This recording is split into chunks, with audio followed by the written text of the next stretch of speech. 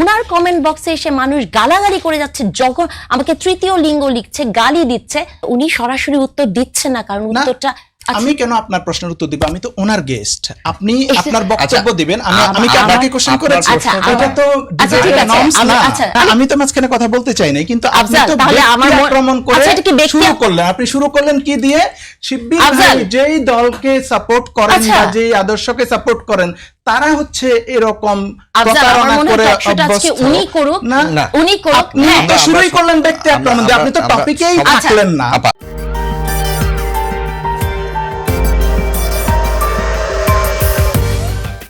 জনাব তারেক রহমান নির্বাচনের আগে গণভোটের পক্ষে, হায়ের পক্ষে ভোট চেয়েছিলেন এবং বলছিলেন তারেক রহমান যে কথা দেয় সে কথা রাখবেন জনগণের কাছে, এবং এটাও বলেছিলেন আমি যদি কথা দিয়ে কথা না রাখি তাহলে কি আপনারা 5 বছর পরে আমাকে নির্বাচিত করবেন না।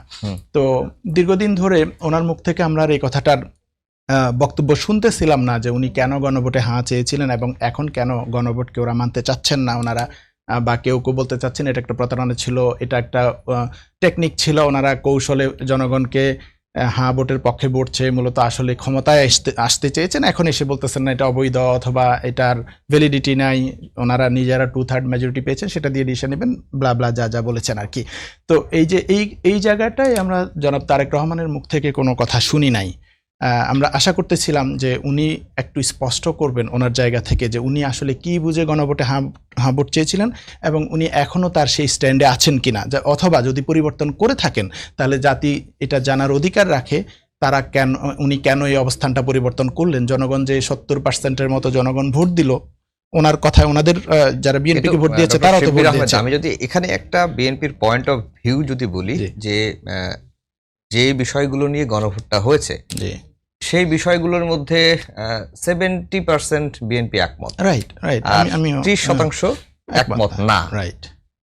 এই ক্ষেত্রে বিএনপির কি করা উচিত? না তখন তো হ্যাঁ ভোটের পক্ষেই প্রচারণা চালানো উচিত। আমি যে পয়েন্টটা দিয়ে বলতেছিলাম যে তাহলে এখানে জনাব তারেক রহমানের পক্ষ থেকে এই যে এখন রাজনৈতিক কর্মসূচি বিএনপি দিচ্ছে এটা একটা ভালো ব্যাপার, যে হয়তো জনগণ বিএনপির ব্যাখ্যাটা শুনবে, হয়তো তারেক রহমান সাহেব এক্সপ্লেন করবেন কেন তিনি হাঁ ভোটের পক্ষে ভোট চেয়েছিলেন, এখন কেন আবার পিছু হটলেন।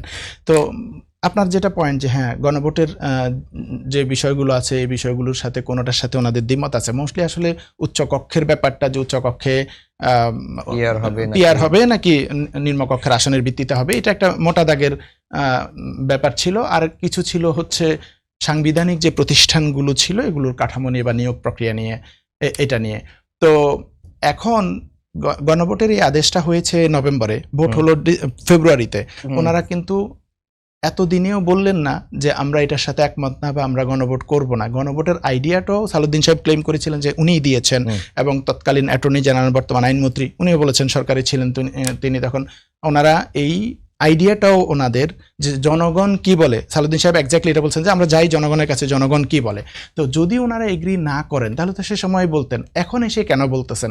তাহলে এটা কি জনগণের সাথে ওনারা এক ধরনের প্রতারণা করলেন যে আমি তখন বললাম যে আমি একমত, আপনারা ভোট দেন, আমরা সংস্কার করব, এখন এসে বলতেছে যে না আমরা তো আসলে এটার সাথে একমত ছিলাম না, আমি ভিতরে একমত ছিলাম না, মুখে মুখে আপনাদেরকে বলার জন্য একমত বলছি যাতে করে আপনারা আমাদেরকে ভোট দেন।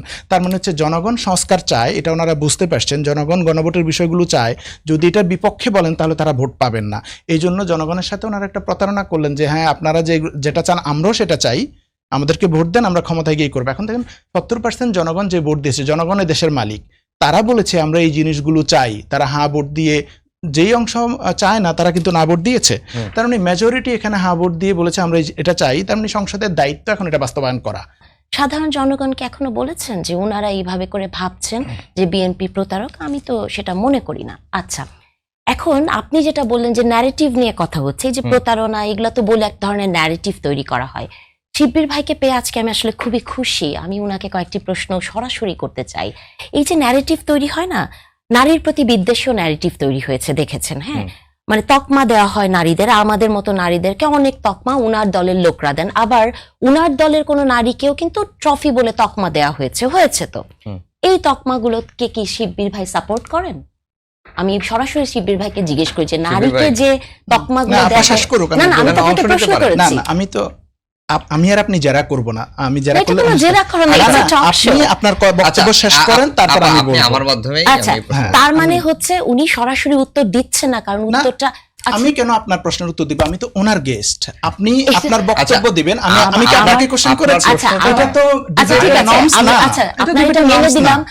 Debate talk norms show- এটা না তো। আমি আপনার অনেক টক শো দেখেছি, জি। আপনি অনেক ইন্টারাকশন করে কথা বলেন। সেদিন একটা টক শোতে দেখলাম যে আপনি আন্দালিব রহমান পার্থকে একটা আপনি টপিকে থাকলে ভালো না, হয়। আমি টপিকে আপনি কথা বলছি, আমি এলোমেলো ন্যারেটিভ নিয়ে, ঘুরতেছেন। আমি এলোমেলো, আপনার মতো আজকে টপিক যেটা সেটাতেই থাকেন। আমি টপিকেই আছি, জি, আপনি জি, কথা জি। শোনেন আমি কি বলছি, আপনি জি। কেন আগে রেগে যাচ্ছেন? আমার না, প্রশ্ন তো আমি শুনবেন। তো রাগি নাই, আমি যে আপনি টপিকে নাই, object করতেছেন, আমি যে আমি টপিক, রাগবো কেন? আমি যে আন্দালিব রহমান পার্থের একটি সংসদের বক্তব্যকে উনি বিড়াল এবং সিংহ নিয়ে উনি বলেছেন যে উনাকে বাংলা ভাষা শেখাতে হবে।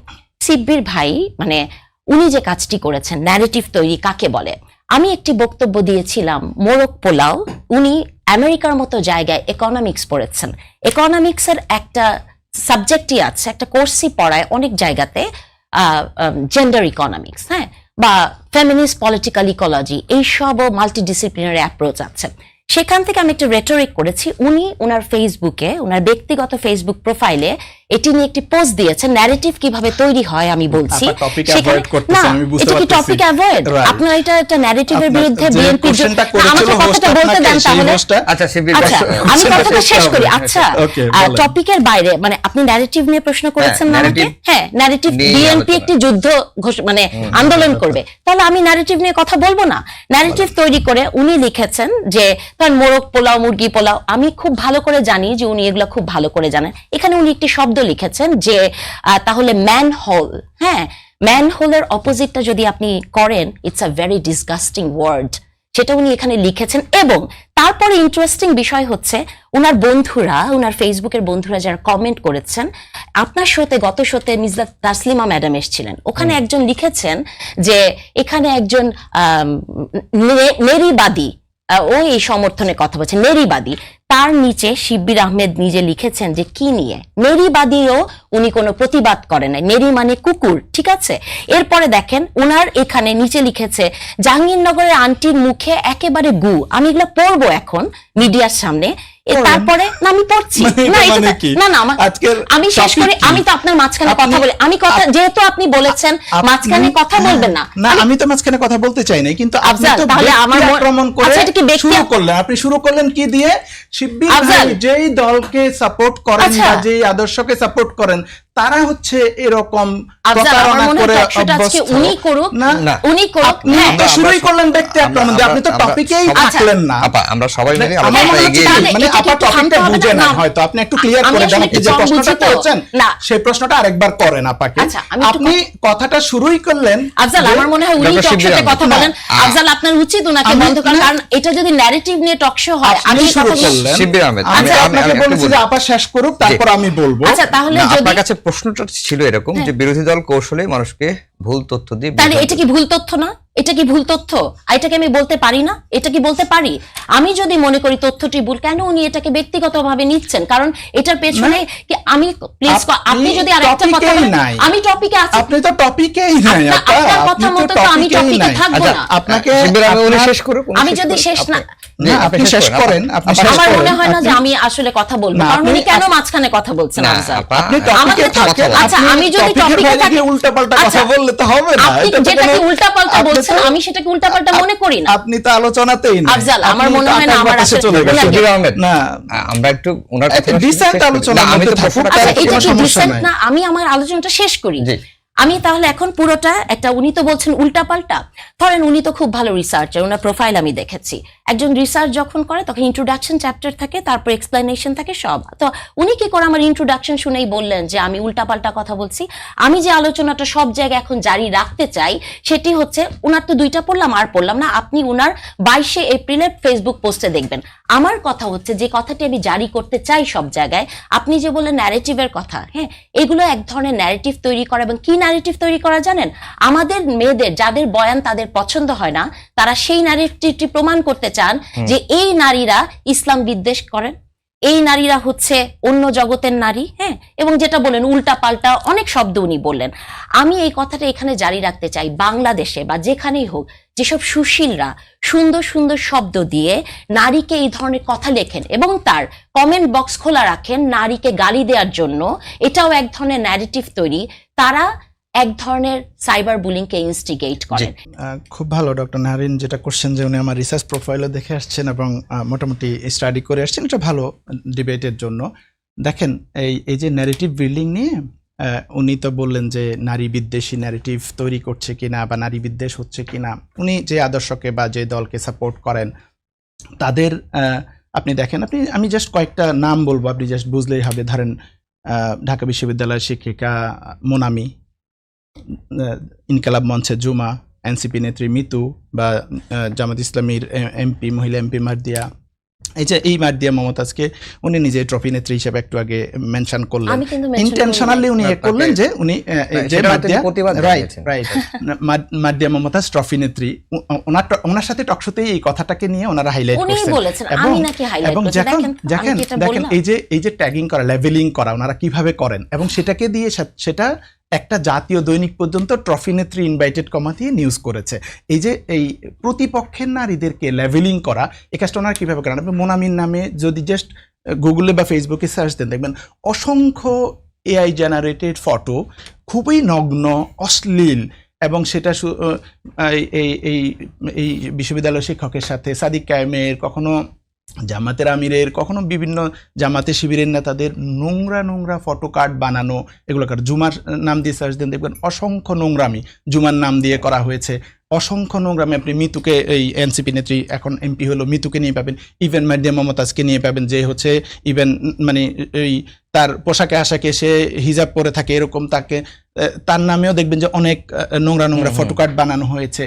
এই যে ওনারা যাদেরকে সাপোর্ট করেন বা যাদেরকে ডিফেন্ড করেন টকশোতে এসে, তারা কি পরিমাণ নোংরামি অনলাইনে করে এরকম বট আইডি দিয়ে, এইটা আপনি দেখলে তার জব হয়ে যাবেন যে কি পরিমাণ অশ্লীল অশ্রাব্য। এবং আরেকটা ঘটনা আপনার মনে থাকবে যে জামাতের আমির যখন ফেনীতে ভিজিট করতে গেল, একজন শহীদের প্রোগ্রাম ছিল সম্ভবত, একজন শহীদের মা তাকে সে জড়ায় ধরছেন, আবেগের বসে কান্নাকাটি করতেছিলেন, এরকম সিচুয়েশন, সেইটাকে নিয়ে কি পরিমাণ নোংরামি করা হলো। এই যে সিলেক্টিভ রাজনীতি করা, দেখেন আপনি দেখবেন না নির্বাচনের আগে কোনো এক জায়গায় যে বিএনপির কোনো একজন নারী কর্মী ক্যাম্পেইন করতে গেছে আর তার উপরে জামাত বা এনসিপি বা এই ধরনের কোনো দল হামলা করছে, একটা ঘটনা দেখাতে পারবেন না, কিন্তু জামাতের উপর হামলা করেছে অন্তত 50টা ঘটনা আপনি জাস্ট ইয়েতে দেখলেই পাবেন। সো এই যে সিলেক্টিভলি করা এবং নারীদের উপরে কারা হামলা করে, কারা নারীদেরকে অশ্লীল অশ্রাব্য কুরুচিপূর্ণ অ্যাটাক করে, এগুলো তো আমরা অনলাইনে গেলে দেখি।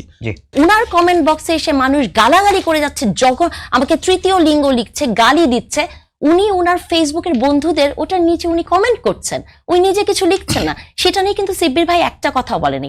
এই কথাটি কেন আজকে মিডিয়ার সামনে বললাম, কারণ আমি মনে করি এই যে কথাটি প্রথমেই বলেছি যে যারা আপনারা আমরা সবাই বড় বড় কথা, আমি একটু শেষ করি, আমি যে আমি আমার বিরুদ্ধে আপনার পার্সোনালি বলতেছে, এটা যদি না বলি তাহলে এটা এই কাটিং অংশটা যাবে। টকশোটা শুনেন, টকশোটা আসলে উনি করুন। আফজাল আমার মনে হয় আমার ফেসবুক নিয়ে কথা বলতেছে, এটা আমাকে উত্তর করতে হবে, কারণ হচ্ছে আপনাকে সময় দিচ্ছি,